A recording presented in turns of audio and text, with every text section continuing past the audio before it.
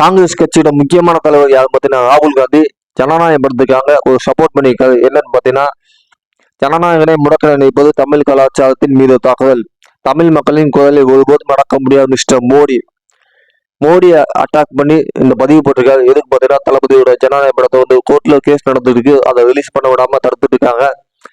ஆனா உண்மையிலேயே இப்படி பிரச்சனை பண்ற அளவுக்கு ஜனநாயக படத்தை ஒண்ணுமே இல்லை. இதுக்கு பின்னாடி அரசியலுக்கு எல்லாருமே இருக்கு. அதைத்தான் ராகுல் காந்தி பதிவு பண்ணியிருக்காரு. உண்மையிலே ராகுல் காந்தி பதிவு வந்து ஒரு தமிழ் அரசியல பரபரப்பான சம்பவம் நடக்கும் போது ஒரு பேச்சு போல விவாதமும் வெடிக்க போகுது கண்டிப்பா. ஏன்னா திமுக கூட்டணியில் தான் காங்கிரஸ் இருக்கு. ஏற்கனவே வந்து தமிழக வெற்றிக்காரத்தோட கூட்டணி வைக்கணும்னு காங்கிரஸ் முடிவு எடுத்துட்டு இருக்காங்க. கிட்டத்தட்ட இது வந்து உறுதிமா தெரியுது. ஏன்னா ராகுல் காந்தி தளபதி விஜய்க்கு சப்போர்ட் பண்ணியிருக்காரு ஜனநாயக படத்தை ரிலீஸ் பண்ணணும்னு. கண்டிப்பா இது வந்து ஒரு பெரிய பேச்சு போடலாமாலும் மோடி என்ன முடிவு எடுக்க போறாரு, உண்மையில அந்த படத்தை ரிலீஸ் பண்றதுக்கு நடவடிக்கை எடுப்பாரா இல்ல மேலும் மேலும் தள்ளி போடுவாங்களா?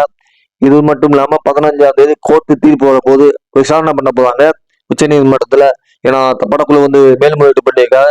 அது சம்பந்தமா 15ஆம் தேதி விசாரணை வரப்போது. என்ன முடிவு வரப்போது நம்ம வெயிட் பண்ணி தான் பார்க்கணும்.